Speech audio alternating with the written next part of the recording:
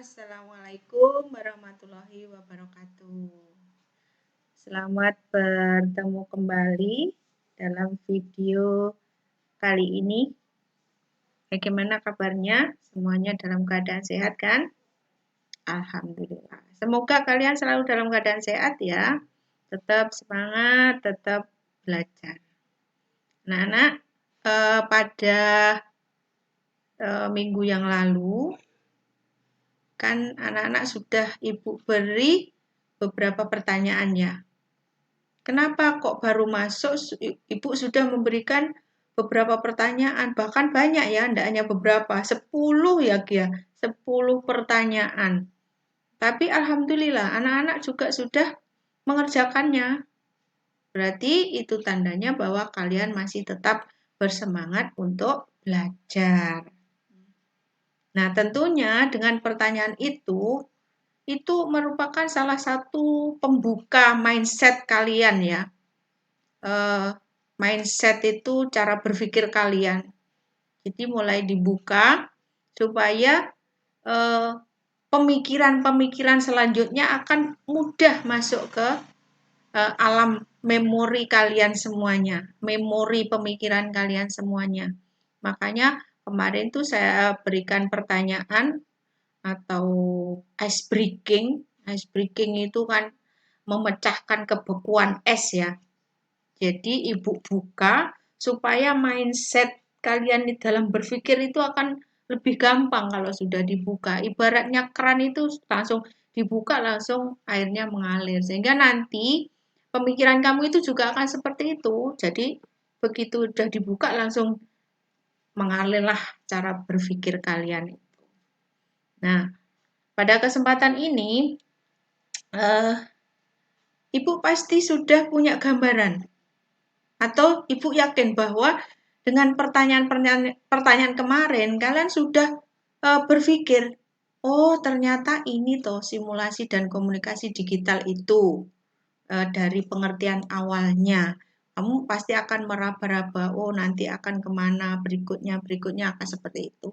Jadi tidak tetap utuh gitu anak-anak ya. Jadi harus dibuka. Nah, pertemuan kali ini atau pada video kali ini kita akan melanjutkan atau memasuki materi yang pertama. Ya, materi yang pertama. Kalau kemarin istilahnya masih pengantar, masih pembuka. Itu. Kok sekarang sudah memasuki materi pertama yaitu KD 1. Nah, apa itu materinya? Nah, ini adalah materinya tentang logika dan algoritma komputer. Mungkin kalian masih masih raba-raba. Nah, logika dan algoritma itu apa gitu? Kok ada-ada saja? Mungkin ini masih asing anak-anak di benak kalian itu. Apa logika itu? Apa algoritma itu? Nah, dulu di SMP mungkin, tapi mungkin juga sudah ada yang pernah disinggung di SMP mungkin gitu ya. Tapi mungkin juga ada sebagian besar juga mungkin belum. Nah, oleh karena itu sekarang kita mulai. Nah, kita lihat dari judulnya logika dan algoritma komputer. Jangan salah ucap ya anak-anak ya. Logika dan algoritma, bukan logaritma. Mungkin yang selama ini kalian dengarkan logaritma itu di mata pelajaran matematika. Kalau ini logika dan algoritma komputer. Jadi beda anak-anak ya. Nah, apa itu logika? Nah, logika. Biasanya, oh, gak punya logika gitu kan. Kalau mungkin kamu masih tahu ya lagunya Agnes Monica itu. Cinta kadang-kadang tak ada logika. Nah, jadi apa dong logika itu? Nah, ada yang tahu? Mungkin ada loh dari kalian yang sudah tahu, ya. Nah, logika itu kalau kita lihat atau kita baca itu berasal dari kata logos. Ya. Berasal dari kata logos yang maksudnya atau maknanya adalah hasil bernalar. Jadi logika itu merupakan hasil bernalar. yang diutarakan dalam kata dan dinyatakan dalam bahasa. Jadi hasil nalar itu ya hasil pemikiran kita, hasil otak kita berpikir itu. Ya. Jadi logika itu merupakan hasil bernalar, berpikir. Nah, itu anak-anak ya. Nah, yang disampaikan atau diutarakan atau diungkapkan dalam bentuk kata dan dinyatakan dalam bahasa. Artinya kalau misalnya kita orang Indonesia ya bahasa Indonesia, mungkin juga bahasa Jawa, mungkin juga kalau yang Osing bahasa Osing, yang Madura bahasa Madura, seperti itu. Nah, di sini disebutkan bahwa logika itu merupakan salah satu dari cabang ilmu filsafat. Ilmu filsafat itu anak-anak, menurut yang saya baca itu adalah embahnya dari segala ilmu pengetahuan. Jadi semua ilmu pengetahuan itu bisa digali dari ilmu filsafat. Nah, ini logika ini digunakan untuk mempelajari bagaimana manusia itu bernalar itu sebagai kecakapan hidup. Nah, artinya bagaimana hari-hari manusia itu harus berpikir gitu. Nah, di sini disebutkan berpikir yang bagaimana? Berpikir secara lurus, secara tepat, secara runtut, dan teratur. Berpikir lurus itu yang bagaimana, Bu? Ya berpikir yang menurut tata aturan atau peraturan yang ada di dalam kehidupan masyarakat, baik di lingkungan kantor, di lingkungan sekolah, maupun di lingkungan masyarakat. Nah, berpikir lurus itu berpikir yang tidak menyimpang dari tata aturan atau peraturan yang berlaku di suatu tempat. Nah, kemudian berpikir yang tepat. Berpikir yang tepat itu gimana, anak-anak? Kalau menurut kalian apa? Berpikir tepat itu berpikir yang tidak meleset. Ya, tidak meleset dari yang diinginkan gitu. Tepat itu artinya tidak meleset, cocok, pas, klop, itu tepat. Ya. Kemudian berpikir runtut atau runtun. Runtut itu artinya berpikir yang dari satu tahap ke tahap berikutnya itu secara berurutan anak-anak. Jadi contohnya gini, kalau misalnya langkah itu dari langkah 1 ke langkah 2, langkah 3, itu berurutan. Tidak boleh dari langkah 1 terus melompat ke langkah 3 atau 4. Nah, itu berarti tidak runtut kalau gitu. Tidak runtun ya. Makanya kita itu bagaimana kita itu cara berpikir itu runtut. Jadi tidak zigzag gitu. Kadang-kadang kita berpikir kan ini belum selesai sudah mikir yang ini belum selesai sudah yang itu. Nah, itu berarti kan kadang-kadang kita tidak runtut. Kemudian teratur. Teratur itu artinya sesuai dengan penataan yang baik, yang sesuai dengan aturan tadi. Sesuai dengan yang tadi saya katakan secara lurus tadi. Jadi diatur dengan baik. Supaya apa? Supaya tidak berantakan. Misalnya contohnya kalau kalian di rumah, implementasinya dalam kehidupan sehari-hari itu misalnya kamu menata baju-baju kalian yang sudah disetrika. Itu kan diatur ya, diatur. Bagaimana cara mengaturnya? Dilipat yang rapi, kemudian ditumpuk-tumpuk-tumpuk gitu. Yang paling bawah adalah warna yang paling gelap. Kemudian semakin ke atas semakin terang gitu. Jadi paling atas berarti warna-warna yang berwarna putih gitu, baju-baju yang berwarna putih. Nah, itu berarti teratur. Gitu. Makan teratur bagaimana? Ya pagi jam 6 sarapan, siang jam 12 makan, nanti sore jam 5 makan. Itu teratur. Kalau waktunya konstan, pagi jam 6 ya jam 6 terus. Siang jam 12 jam 12 terus. Kemudian kalau sore jam 5 terus. Itu berarti teratur. Tapi kalau kadang-kadang pagi jam 9 baru makan, siang jam 4 baru makan siang, berarti itu tidak teratur. Nah, itu. Di mana semua itu, logika itu diterapkan dalam kehidupan sehari-hari. Jadi tidak hanya kita di sekolah saja, anak-anak. Jadi di kantor juga, ya, di masyarakat juga itu dilakukan di mana saja. Jadi logika itu merupakan hasil bernalar di mana kapan saja, ya. Jadi itu dan itu berlaku untuk kehidupan sehari-hari, baik di lingkungan pribadi, lingkungan kelompok, lingkungan pendidikan, lingkungan kantor, lingkungan perusahaan dan sebagainya. Dalam kehidupan sehari-hari dalam berbagai bidang.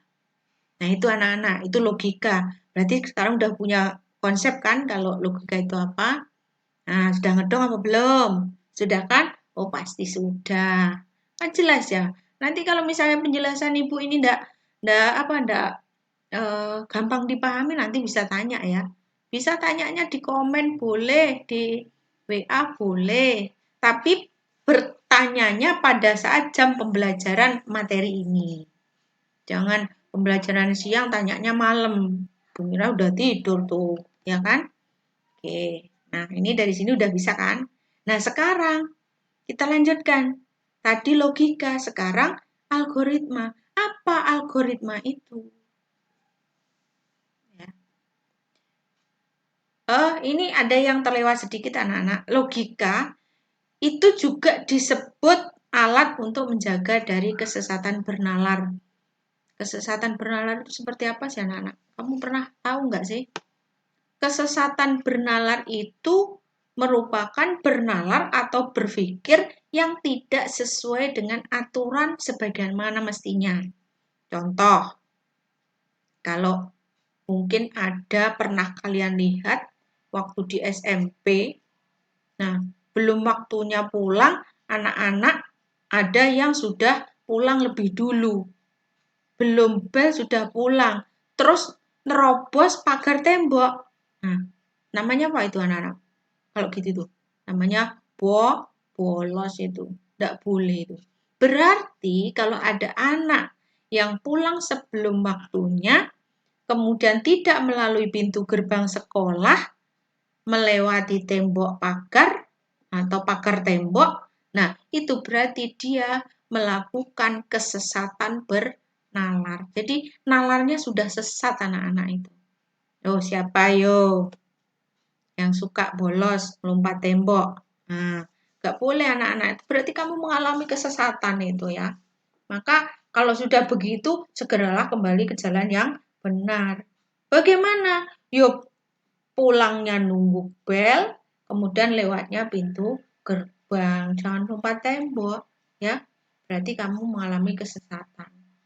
Contohnya ada lagi yang mengalami kesesatan anak-anak.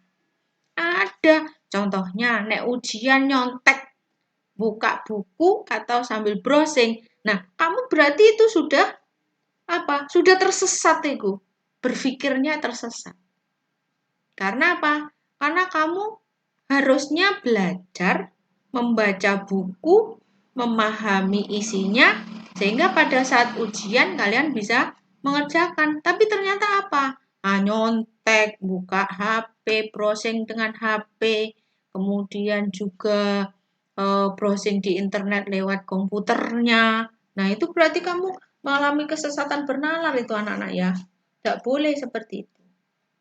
Nah, sehingga tidak semua orang itu sadar bahwa yang dilakukan itu adalah satu kesesatan. Nah, oleh karena itu dengan adanya materi ini, saya harapkan kalian itu bisa sadar gitu ya, bisa berjalan di jalan yang benar. Supaya ini kalian bisa berpikir secara logis. Kenapa kok gitu? Ya supaya menghasilkan pemikiran atau kesimpulan atau keputusan yang benar juga. Jadi kalau melakukan hal-hal yang tersesat, pasti endingnya pasti tidak akan bagus. Gitu kan anak-anak ya. Nah ini tadi agak terlewat. Nah itu sampai sini paham kan? Oke, sekarang kita lanjutkan ke berikutnya. Nah, sekarang apa anak-anak manfaatnya kalau kita itu harus berpikir atau apa ya, mempelajari logika. Nah, ini diantaranya manfaatnya adalah satu atau A, menjaga supaya kita selalu berpikir benar. Nah, Benar itu tidak salah. Jadi misalnya kalau ulangan yang benar ya belajar, bukan nyontek. Nah, itu. Jadi menjaga agar pikiranmu itu tidak selalu begitu. Kalau pulang sekolah ya lewat pintu gerbang, tidak bolos lewat pagar tembok. Gitu. Kalau dikasih uang saku ibunya, ya harus jujur. Itu berarti selalu berpikir benar. Kalau beli-beli harganya 50.000 ya bilang 50.000. Jangan harganya 50.000 ngomongnya 100.000. Berarti itu sudah tersesat. Logika kalian sudah tersesat. Itu. Jadi manfaatnya dengan pelajari logika, kalian akan selalu berpikir dengan benar.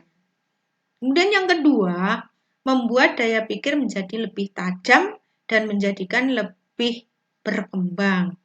Berpikir tajam di sini artinya makin pintar, makin cerdas, makin smart gitu ya. Jadi tidak lelet gitu. Tidak lelet gitu. Kemudian ini selalu berpikir kritis. Jadi kalau ada sesuatu yang nggak betul langsung, oh itu salah, itu nggak benar, harusnya begini, begini. Nah itu berarti berpikir tajam. Bukan tajam seperti belati, terus untuk nunjuk, tidak. Tapi artinya berpikir tajam itu adalah berpikir cerdas. Ya. Nah dengan kecerdasan maka cara pikiran kamu itu akan semakin berkembang. Itu anak-anak. Yang ketiga, membuat setiap orang berpikir cermat, objektif, dan efektif di dalam berkomunikasi. Bagaimana yang berpikir cermat itu? Cermat itu seksama, ya, seksama, teliti seksama. Jadi kalau mau ngomong itu dipikir dulu, ya, apakah omongan saya ini nanti benar atau salah? Omongan ini nanti menyinggung perasaan orang lain atau enggak? Nah, itu dipikir. Kalau orang berlogika pasti akan dipikir. Ojo ngomong gini, nanti menyakiti, gitu anak-anak. Kemudian objektif. Objektif itu merupakan kebenaran secara umum yang berlaku secara umum. Ya. Contohnya gini, orang mencuri itu dosa. Secara umum orang ya mengatakan bahwa itu dosa dan itu dilarang gitu. Itu berpikir objektif. Kemudian efektif. Efektif itu tepat guna. Ya. Jadi berdaya guna efektif yang praktis berdaya guna. Nah, dalam apa? Dalam berkomunikasi dengan orang lain.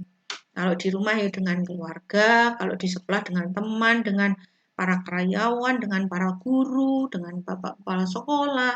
Nah, seperti itu. Nah, yang keempat, manfaatnya adalah dengan dengan pelajari logika, maka akan meningkatkan cinta kebenaran dan menghindari kesesatan bernalar. Jadi, orang-orang yang berlogika pasti dia akan senang kalau sesuatu itu benar. Jadi senang kalau sesuatu itu tidak bohong. Senang kalau orang itu diajak berkomunikasi dalam kondisi yang jujur gitu. Ya. Jadi itu diantaranya manfaat dari logika. Dan sebenarnya logika ini semua orang punya anak-anak.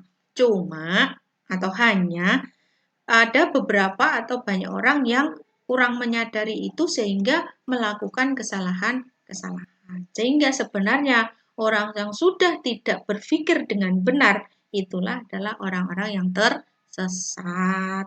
Gitu anak-anak ya. Makanya kamu harus pintar, harus cermat, harus cerdas. Jadi jangan jadi orang yang tersesat. Setuju kan? Oke, kita lanjutkan anak-anak ya. Berikutnya adalah algoritma. Nah, apa itu algoritma? Nah, kalau tadi logika itu kan merupakan hasil bernalar, ya kan? Berarti itu adalah hasil pemikiran yang benar. Bagaimana manusia berpikir dengan benar. Nah, selanjutnya apa kalau gitu yang disebut algoritma? Nah, kalau kita itu berpikir dengan benar, maka di setiap ada masalah, kamu pasti akan berpikir bagaimana cara menyelesaikan masalah itu dengan benar. Jadi algoritmanya berarti adalah serangkaian langkah-langkah yang disusun menjadi urutan yang logis dari sebuah kegiatan untuk mencapai tujuan.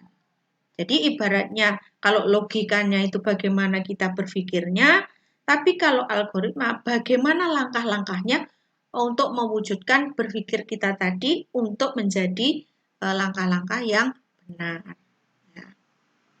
Ini di sini juga disebutkan anak-anak, setiap hari ketika seseorang melakukan aktivitas, maka akan memilih mana yang akan dikerjakan terlebih dahulu. Nah, pasti mikir gitu. Nah, misalnya kamu punya banyak tugas. Pak A nugasi ini, Pak B ngasih ini, Bu ini, banyak banget tugasnya. Kamu pasti akan mikir, ya apa carane mengerjakan ini semua, tapi dengan cara-cara atau langkah-langkah yang benar. Mana yang akan saya dahulukan? Nah, itu dibuatkan checklist anak-anak. Buatkan checklist. Oh, yang ini diselesaikan hari ini, yang ini besok, yang ini besok lusa. Jadi mengerjakannya berdasarkan langkah-langkah itu tadi. Jangan mengerjakan yang akan dikumpulkan masih hari Sabtu, sementara yang dikumpulkan hari ini belum kamu kerjakan. Nah, berarti itu tidak sesuai algoritma. Karena algoritma itu langkah-langkah yang disusun menjadi urut-urutan yang logis. Nah, gitu. Ya. Jadi seperti itu. Nah, algoritma yang baik merupakan tindakan yang benar dan masuk akal. Jadi, bagaimana kalian menyelesaikan masalah itu tadi? Itu harus merupakan sebuah tindakan yang benar dan sesuai dengan akal sehat. Gitu. Jangan asal bertindak aja, nanti kamu salah langkah, gitu ya. Kemudian berikutnya adalah bagaimana cara untuk mengkomunikasikan algoritma. Ini bisa dilakukan beberapa cara, anak-anak. Terdapat berbagai bentuk cara untuk mengkomunikasikan algoritma. Antara lain menggunakan bagan alir atau sering disebut dengan diagram alir. Kemudian pseudocode, istilah ini adalah istilah yang biasanya muncul di jurusan RPL anak-anak, pseudocode itu, yaitu deskripsi tingkat tinggi. Ya. Nah, yang erat katanya dengan bahasa pemrograman. Biasanya bahasa ini digunakan bagi para programmer, ya, atau pembuat program. Nah, sedangkan bentuk algoritma yang mudah dibaca atau dipahami itu biasanya menggunakan bagan alir atau diagram alir. Kalau kamu lihat itu, diagram alir itu adalah satu bagan yang menunjukkan arah dari sebuah tahapan itu kemana, menunjukkan ke arah mana. Itu bagan alir. Nanti akan kita jelaskan yang berikutnya. Nah, berikutnya ini.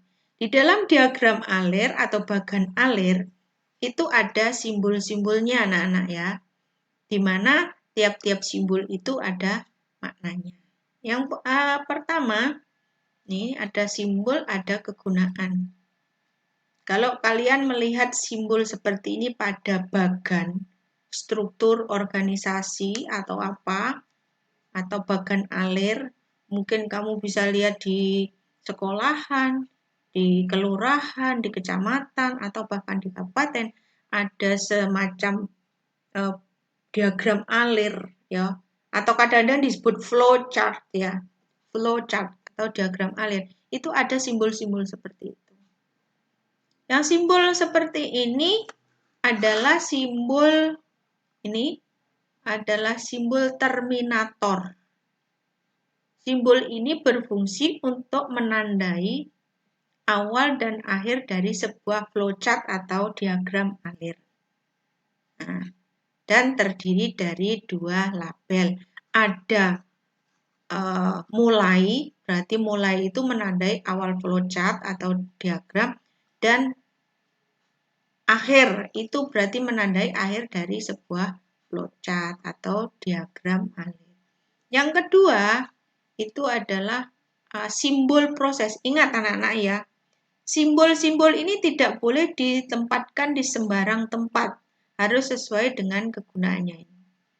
Ini simbol proses seperti ini. Simbol ini menyatakan proses yang dilaksanakan pada tahapan tertentu. Jadi menggunakan simbol ini. Berikutnya adalah simbol keputusan atau decision. Ini gambarnya belah ketupat. Ya, kalau warnanya tidak harus oranye ya anak-anak, ini oranye, ini hijau, ini oranye, tidak harus. Yang penting bentuk shape seperti ini. Kalau dalam diagram alir berarti artinya itu terminator untuk bagan di awal dan di akhir proses kegiatan. Kalau ini proses, kalau ini keputusan. Simbol ini digunakan untuk mengambil keputusan terhadap suatu kondisi. Terdapat dua keadaan yang harus dipatuhi, yaitu ya. Jika ya, maka keputusannya apa? Nah, misalnya kalau di sini sebutkan jika dalam pengambilan keputusan menghasilkan keadaan benar, atau tidak, no, jika pengambilan keputusan menghasilkan keadaan yang salah. Kemudian simbol berikutnya adalah simbol subproses. Simbol ini adalah simbol proses yang dapat dibuat menjadi lebih detail menjadi bagian-bagian proses atau subproses.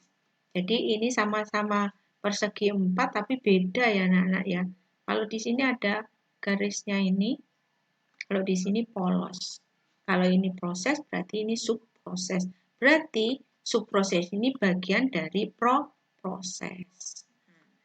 Anak-anak, kita lanjutkan anak-anak. Berikutnya adalah simbol dokumen. Nah, seperti ini lambangnya atau simbolnya dokumen. Berarti kalau ada bagan, ada simbolnya seperti ini, berarti di dalamnya pasti terdapat unsur-unsur dokumen yang harus disiapkan atau digunakan. Kemudian ada simbol data seperti ini. Nah, simbol ini menyatakan data tertentu yang terkait pada sebuah flowchart. Kemudian dilanjutkan ada simbol ini anak-anak, pangkalan data atau database atau data dasar. Simbol ini menunjukkan pemakaian database pada sebuah flowchart. Nanti semakin ke sana kamu akan semakin paham, oh gini maksudnya. Kalau seperti ini kamu masih bingung, maksudnya oh buseku, nah gitu anak-anak ya. Kemudian kalau ada simbol ini berarti adalah tampilan atau display. Oke, itu untuk simbol-simbolnya. Kemudian simbol berikutnya adalah simbol kartu. Kartu, simbol yang menyatakan kartu dapat digunakan untuk masukkan dan keluar. Kemudian ada simbol penunjuk arah anak-anak ini. Ada panah ke atas, panah ke bawah, ada ke kanan maupun ke kiri. Berarti itu simbol penunjuk arah atau penunjuk alir. Ada simbol masukan manual atau manual input. Itu bahwa proses itu harus menggunakan input secara manual. Kemudian ada operasi manual. Simbol ini mempresentasikan operasi yang dapat dilihat secara manual. Kemudian ada simbol penghubung suatu langkah. Biasanya pada halaman yang sama. Berarti kalau di halaman 1 ada simbol gini, berarti akan ada di di halaman berikutnya berarti ada. Jadi dari on, base, dan biasanya terdapat pada halaman yang berbeda. Kemudian ada simbol anotasi. Simbol ini merepresentasikan informasi deskriptif tambahan, komentar, atau catatan penjelasan. Berarti kalau misalnya bagan simbolnya seperti ini, berarti artinya di dalam proses itu ada tambahan penjelasan. Itu anak-anak. Nah, Nih, kemudian kita lanjutkan lagi apa berikutnya. Nah, ini contoh dari presentasi algoritma. Nah, ini anak-anak. Kelihatan kan? Tadi kan Ibu bilang bahwa ini ada ada urutan langkah. Misalnya contohnya ini, pasien datang. Ini misalnya di sebuah rumah sakit anak-anak. Pasien datang. Pasien darurat atau bersalin. Bersalin itu akan melahirkan anak-anak. Kemudian kalau pasiennya dalam keadaan darurat, maka harus segera ditangani untuk segera masuk ke unit gawat darurat. Ya. Nah, bagi yang akan bersalin, ya dibawa ke ruang bersalin. Jangan orang mau bersalin, kamu bawa ke unit gawat darurat. Berarti salah alirnya itu. Ya, itu. Tetapi ada pasien yang tidak darurat. Kalau pasien darurat itu kan langsung ditangani biasanya. Di unit gawat darurat atau ruang bersalin bagi yang akan melahirkan. Kalau yang tidak darurat, ya berarti ngantri ya. Ngantri dulu di loket, di antri. Nah ini, ya. Masih ambil antrian. Kemudian terus menuju loket, gitu, loket pendaftaran. Nah kalau misalnya ini sudah gawat darurat terus lewat aliran yang ini, keburu kejet-kejet ini anak-anak ya di sini. Makanya itulah dibuatkan bagan alir seperti ini. Yang di sini nanti terus ke loket pendaftaran. Jadi kalau orang dalam posisi gawat darurat, maka langkahnya adalah langsung ke loket pendaftaran kalau sudah ini. Jadi ditangani dulu baru ke loket pendaftaran. Kalau ini daftar dulu baru ke tempat rawatnya gitu atau penanganannya. Tuh, kemudian terus ini setelah pendaftaran baru pesan dirujuk ke rumah sakit, pasien dirujuk ke rumah sakit atau pasien tidak dirujuk gitu. Kalau dirujuk berarti rawat inap. Kalau tidak dirujuk rawat inap ya berarti rawat jalan. Yang dari sini juga dari loket antrian rawat jalan. Atau pasien dirujuk ya berarti dirujuk ke rumah sakit. Gitu seterusnya. Sampai akhirnya ini rawat inap selesai harus ke kasir untuk bayar. Yang tadi ini yang tidak darurat pun ya ke kasir bayar. Kemudian baru setelah bayar baru ke apotek nebus obat. Baru habis itu pasien baru pulang. Ini merupakan adalah bagan alir. Dengan kata lain, dengan kata yang mudah ada langkah-langkah menyelesaikan suatu kegiatan dengan berurutan.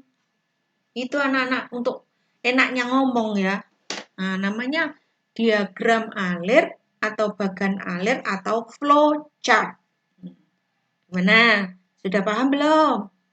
Nah, kalau sudah paham, nanti pasti akan bisa mengerjakan tugasnya. Kemudian kita lanjutkan anak. Berikutnya apa ini ya? Nah, ini contoh-contoh penerapan logika dan algoritma dalam kehidupan sehari-hari. Ini ada logika. Dulu kamu di SMP pasti sering mendengar kata ini, deduktif dan induktif. Deduktif itu kalau orang berpikir dalam hal tertentu dengan penarikan kesimpulannya itu dari pernyataan yang benar, yang umum ke khusus. Dari umum ke khusus. Jadi ini adalah alur berpikir seperti tadi, logika, kemudian algoritma. Alurnya gimana? Kalau deduktif itu dari satu yang umum menuju yang khusus.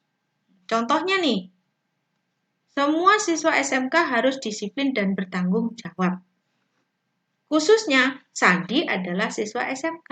Berarti kesimpulannya apa? Sandi harus disiplin dan bertanggung jawab. Ini sudah pernah loh anak-anak di SMP ya. Ini dalam mata pelajaran bahasa Indonesia ya. Kalimat-kalimat itu. Paragraf. Kemudian kalau induktif kebalikannya. Dari sesuatu yang khusus menuju yang umum. Jadi dari satu yang sempit menjadi ke satu yang lebih lebar atau lebih luas. Kalau yang atas tadi dari satu yang luas menuju yang lebih sempit. Gitu. Nah, ini contohnya khusus dari hal yang khusus. Devi rajin belajar, dia mendapatkan hasil yang memuaskan. Yuda rajin belajar, dia juga hasilnya memuaskan. Tika rajin belajar, hasilnya memuaskan. Kesimpulannya berarti semua siswa yang rajin belajar pasti akan mendapatkan hasil yang memuaskan. Itu adalah logika berpikir. Nah, untuk mudahnya pikir gini anak-anak. Nek sregep sinau pasti pinter. Nah, gitu. Nek gak sregep ya pasti gak pinter. Gitu. Itu untuk gampang-gampangnya mikir. Ya. Loh, si A itu rajin belajar, tapi kok gak pinter? Ya berarti ada sesuatu yang salah, anak-anak. Iya kan? Sing dipelajari apa? Oh, baca buku berjam-jam cuma halaman satu doang. Ya nggak pinter, ya. Nah, jadi contohnya seperti itu. Itu penerapan logika dan algoritma dalam kehidupan sehari-hari. Jelas apa belum? Belum jelas, nanti boleh bertanya. Oke, berikutnya, Nana. Sekarang contoh berangkat ke sekolah dari algoritma dengan penerapan algoritma. Nah, contohnya ini kalian nih berangkat sekolah ke SMK, tapi belum berangkat ya. Kapan ya anak-anak berangkatnya ke sekolah ini? Nggak jelas ya. Nah, mudah-mudahan COVID-nya segera musnah dari muka bumi, terus kalian bisa berangkat ke sekolah. Berangkat sekolah merupakan aktivitas harian siswa SMK. Terdapat berbagai langkah yang dapat dipersiapkan sebelum berangkat hingga sampai ke sekolah. Apa kegiatannya? Nah, itu. Jadi sejak dari rumah sampai ke sekolah, apa kegiatannya? Kalau dibuat langkah-langkah sesuai algoritma, nah ini langkahnya seperti ini. Nah ini tadi anak-anak, mulai tadi ya. Mulai tadi simbolnya apa? Terminator. Nah ini kan mulai. Nah kemudian persiapan mandi, berarti kan bangun tidur ini ya. Persiapan mandi. Jadi kalau akan berangkat sekolah itu mulainya dari situ setelah bangun tidur. Berikutnya adalah mandi. Habis persiapan mandi, terus mandi. Berikutnya terus sarapan, ya kan? Makan pagi. Tapi kadang anak-anak itu ada yang enggak sarapan di rumah ya. Senengannya ini, sukanya beli di kantin. Padahal makan di rumah itu lebih bagus, lebih higienis, lebih bersih. Ya. Nah, setelah sarapan terus berangkat ke sekolah. Berikutnya akhirnya. Nah, ini terminatornya tadi akan simbolnya di awal dan di akhir. Nah, sampai di sekolah. Nah, ini ada panahnya. Nah, itu menunjukkan alur atau diagram alir kalau kita berangkat ke sekolah dimulai dari bangun tidur terus persiapan mandi. Nah, udah jelas apa belum ya? Udah jelas ya? Kemudian setelah itu, Nah, proses mandi, proses sarapan, dan berangkat sekolah merupakan satu contoh subproses. Nah, tadi kan di sini ya, di sini kan ada subprosesnya ini kan. Subproses tadi simbolnya kan gini ya. Nah, dari mulai terus subproses ini. Subproses dari berangkat sekolah. Berarti ada mandi, ada sarapan, dan berangkat sekolah. Dan ending prosesnya sampai di sekolah.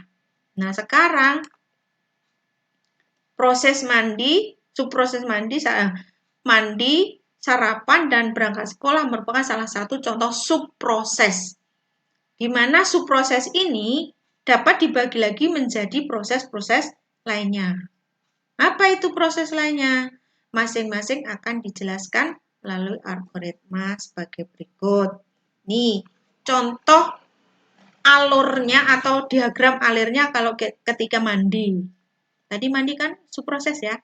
Nah, mandi. Secara umum, algoritma yang harus digunakan pada saat akan mandi adalah sebagai berikut. 1. Siapkan peralatan mandi. Apa peralatannya? Ada handuk, ada pakaian ganti, ada sabun, ada sampo jika ada keramasnya. Jika kamu keramas, berarti harus menyiapkan sampo. Ya. Bisa juga menyiapkan sikat gigi, pasta gigi gitu. Nih, jadi itu. Kemudian yang kedua, setelah semuanya siap, masuklah ke kamar mandi. Terus lepaskan baju urutannya.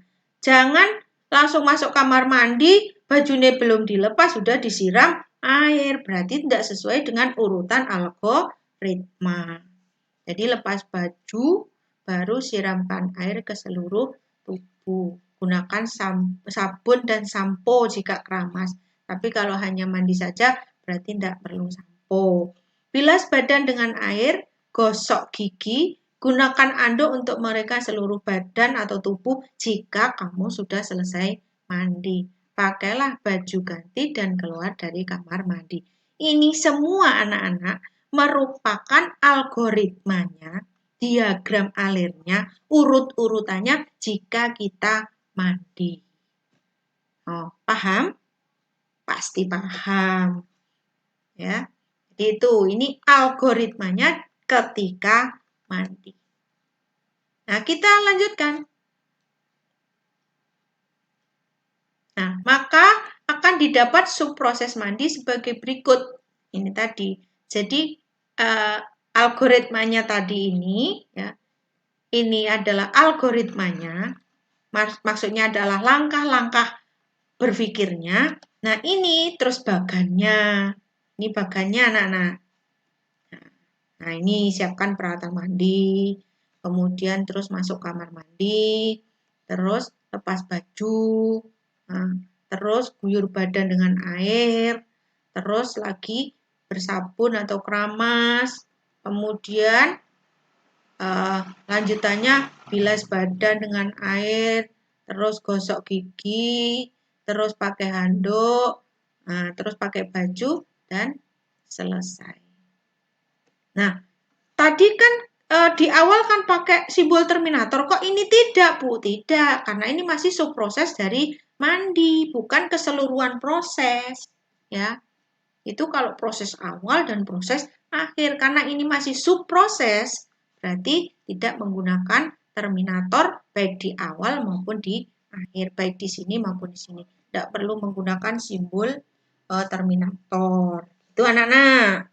Yuk, masuk. Masuk, Pak Eko. Nah, anak-anak ini pinter. Ya. Kita lanjutkan. Nah, sekarang setelah kalian memahami ini, penjelasan saya ini, maka berikutnya kalian akan belajar berlatih jika ada soal seperti ini. Nah, soal latihan.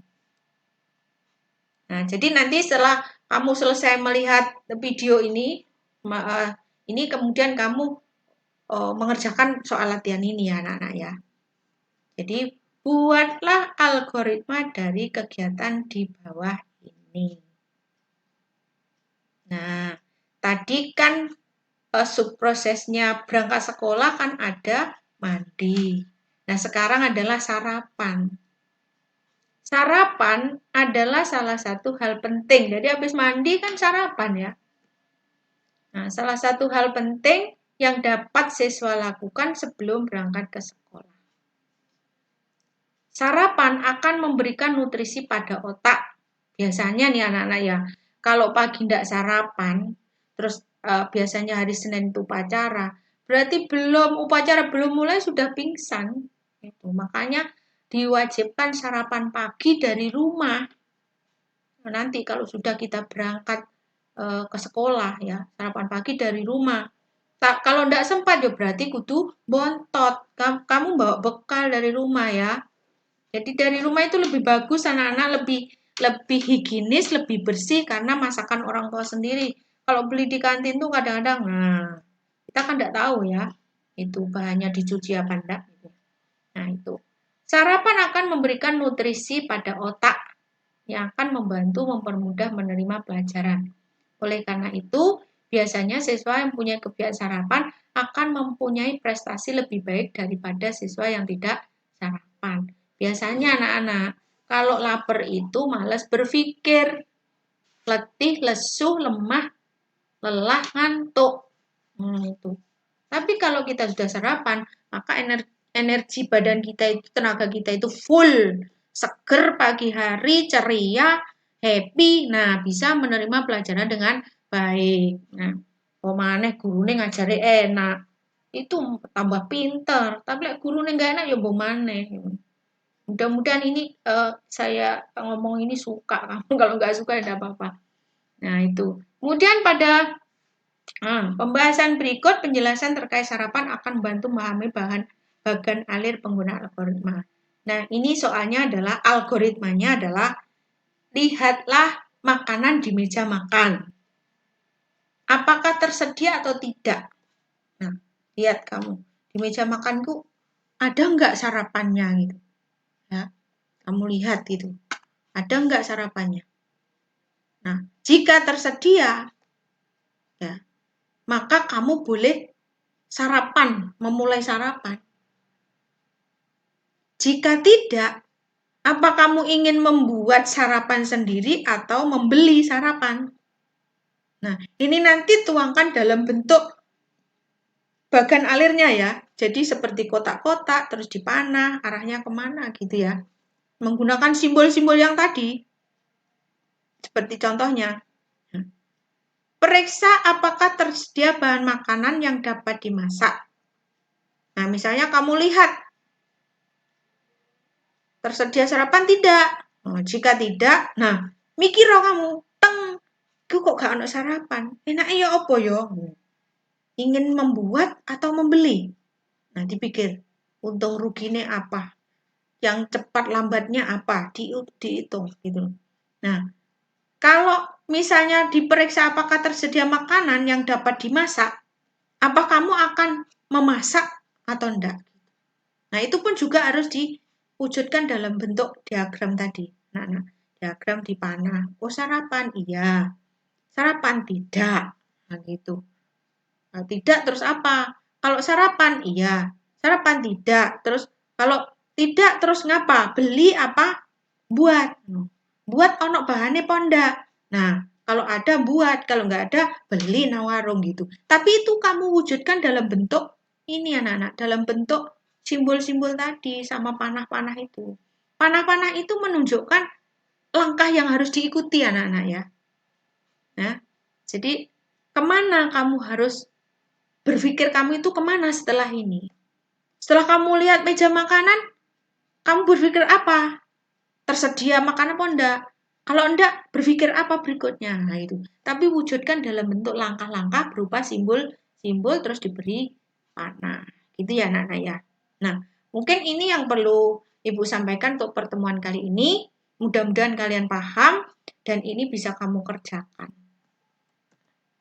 Ya, bisa kamu kerjakan soalnya terus nanti dikumpulkan di classroom. Jadi setiap akhir pembahasan nanti ada soal latihan atau ada tugas, kemudian kerjakan dan kumpulkan. Oke anak-anak, itu yang perlu Ibu sampaikan untuk materi kali ini. Ya, mudah-mudahan penjelasan Ibu ini betul-betul bisa membuka mindset kalian tentang logika dan algoritma itu bagaimana kamu bisa berpikir dengan. Jadi kesimpulannya bahwa logika itu merupakan hasil bernalar, hasil berpikir yang benar ya. Nah, algoritma berarti langkah-langkah atau serangkaian langkah-langkah secara berurutan, secara logis untuk mencapai satu tujuan. Itu kesimpulannya anak-anak. Jadi ada dua kesimpulan itu pada materi kali ini. Nah, saya kira itu penjelasan Ibu, ada kurang lebihnya Ibu mohon maaf. Mudah-mudahan kalian bisa menerima apa yang Ibu sampaikan ini. Nanti kalau ada yang tidak jelas, kalian boleh bertanya. Oke, saya akhiri ya. Terima kasih. Selamat siang. Assalamualaikum warahmatullahi wabarakatuh.